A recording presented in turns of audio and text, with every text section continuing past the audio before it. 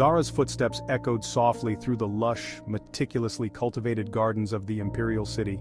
The vibrant hues of the exotic flowers and the gentle rustling of the breeze provided a soothing backdrop to her troubled thoughts. As the young herbalist made her way along the winding paths, she couldn't help but feel a growing sense of unease. It had been nearly a decade since she had last ventured beyond the Empire's borders, and the memory of that fateful journey still haunted her. Zara's breath caught in her throat as a familiar figure emerged from the foliage. Ahmed, her mentor and a prominent figure in the imperial court, strode towards her, his brow furrowed with worry. Zara, I'm glad I found you. I have a matter of great importance that I must discuss with you. Zara's gaze met Ahmed's and she could see the desperation in his eyes. What is it, Ahmed? It's Gaddafi. He's fallen ill with a sickness that none of the court's healers can seem to cure. The older man paused, his hands clenching into fists. There is, however, a rare herb that grows in the Forbidden Territories, one that may hold the key to saving him. Zara felt her heart sink. The Forbidden Territories, the very thought of venturing into those dark and untamed lands sent a shiver down her spine. She had been warned countless times of the dangers that lurked beyond the Empire's borders, the corrupting influence of the dark magic that permeated the region.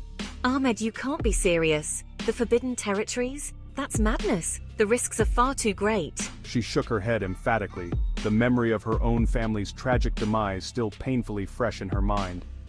Ahmed placed a weathered hand on Zara's shoulder, his gaze imploring. I wouldn't ask this of you if I had any other choice, my dear. Gaddafi is slipping away, and I fear that without this rare herb, he may not survive. Zara's eyes flickered with a mix of emotions, sorrow, guilt, and a deep, protective affection for the young boy she had known since birth. Gaddafi had been like a little brother to her, and the thought of him succumbing to illness was almost too much to bear. Sensing Zara's internal conflict, Ahmed continued.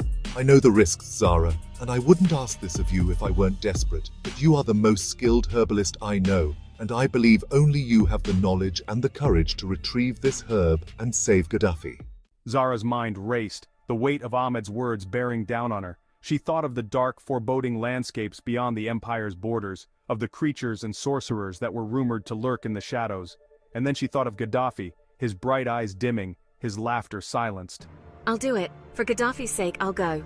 With a deep breath, Zara met Ahmed's gaze, her expression resolute. As they parted, Zara felt a familiar weight settle on her shoulders, the burden of responsibility, the fear of the unknown, and the lingering ghosts of her past.